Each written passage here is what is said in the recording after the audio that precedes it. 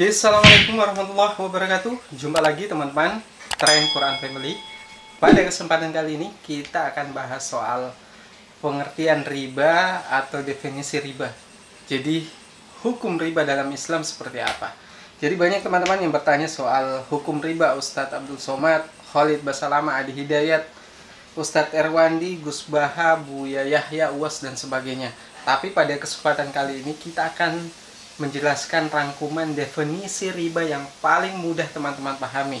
Karena selama ini banyak yang memahami riba itu tambahan. Jadi segala bentuk tambahan itu dianggap riba. Tapi pada dasarnya dengan memahami ayat dan hadis, definisi riba tidak seperti itu teman-teman. Jadi seperti apa penjelasannya? Kita lihat dulu yang mau lewat berikut ini.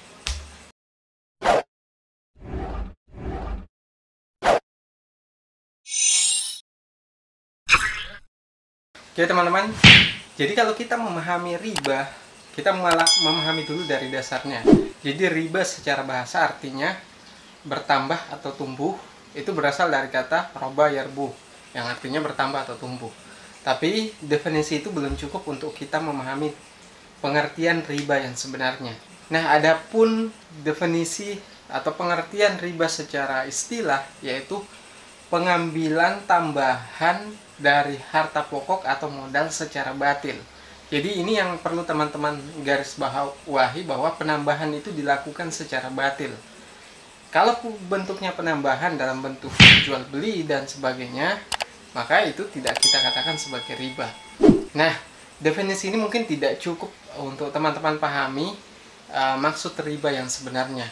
Nah, untuk lebih jelasnya kita akan melihat salah satu pendapat dari seorang ahli tafsir dalam kitabnya, yaitu Ahkamul Quran, yaitu ulama yang kita kenal dengan nama Ibnul Arabi. Nah, beliau menjelaskan definisi riba seperti ini.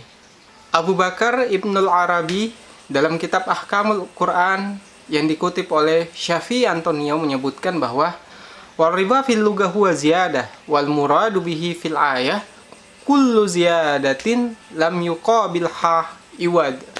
Pengertian riba secara bahasa adalah tambahan, namun yang dimaksud riba dalam ayat Al-Quran yaitu setiap penambahan yang diambil tanpa adanya satu transaksi pengganti atau penyeimbang yang dibenarkan syariah. Nah, poin pentingnya di sini adalah kata transaksi pengganti dalam definisi tersebut. Transaksi pengganti maksudnya penambahan itu disebabkan karena adanya faktor real, seperti karena jual beli ataupun sewa menyewa, bukan karena menjual uang atau menjadikan uang itu sebagai komoditas. Jadi dengan kata lain, kalau teman-teman misalnya berbisnis, misalnya meminjamkan kepada tetangga atau teman, tapi kemudian mengambil keuntungan dari situ, itu bisa dihukumi sebagai riba dan bisa juga halal. Jadi dari sini bisa teman-teman pahami bahwa riba itu tidak selamanya penambahan itu riba. Tapi ketika ada penambahan tanpa ada transaksi pengganti, maka itu riba. Transaksi pengganti di sini yaitu faktor real yang menyebabkan uang itu bisa berkembang, bukan karena menjual uang atau menjadikan uang itu sebagai komoditas. Nah, biar lebih tepat pemahaman teman-teman soal hukum riba dalam Islam ini, jadi saya berikan contoh. Misalnya si A meminjamkan kepada si B uang, tapi pada saat meminjamkan dia kemudian berkata bahwa si B harus membayar minimal sekian. Misalnya contoh, dia meminjamkan 1 juta tapi si B harus mengembalikan 1.200.000. Alasannya apa? Karena dia meminjam uang 1 juta tersebut. Dengan cara seperti itu maka si A sebenarnya mengambil riba dari si B, atau pinjaman atau kelebihan yang ia dapat adalah riba. Tapi contoh lain misalnya, si B mau meminjam uang kepada si A, kemudian si A menanyakan apa yang akan dia beli, misalnya mobil. Lalu si A mengatakan berapa harga mobilnya, misalnya 100 juta.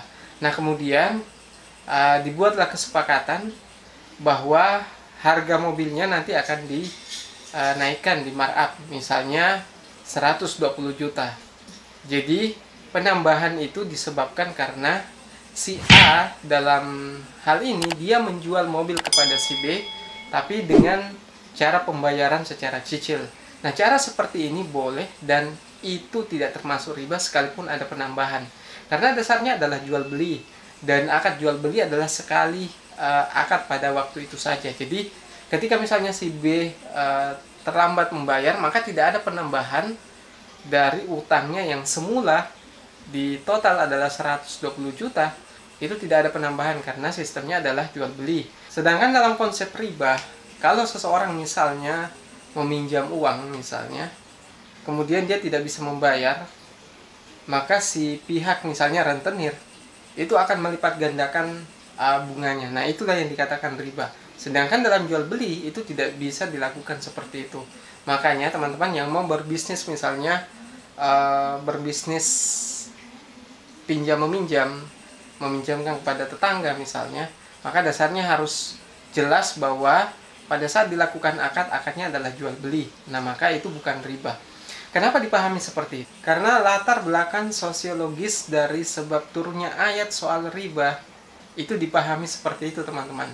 Jadi menurut Profesor Dr. Quraisyah menyebutkan bahwa tidak semua penambahan itu dikatakan riba, tapi penambahan yang dilatar belakangi oleh adanya bentuk penganiayaan dan penindasan, maka itu akan dikatakan riba. Hal ini didasari dengan ayat ini bahwa ya ayyuhallazina amanu la ta'kulu amwalakum bainakum bil batil. Jadi wahai orang-orang yang beriman, janganlah kamu memakan harta di antara kalian dengan cara yang batil. Dasar ini kemudian bisa kita pahami dari ayat lainnya bahwa wa halallahul bai'ah wa harramar riba. Jadi Allah menghalalkan jual beli dan mengharamkan riba. Jadi kesimpulannya teman-teman, tidak semua bentuk penambahan itu adalah riba. Sepanjang penambahan itu ada transaksi penggantinya. Nah, transaksi pengganti ini adalah ada faktor real di balik penambahan tersebut.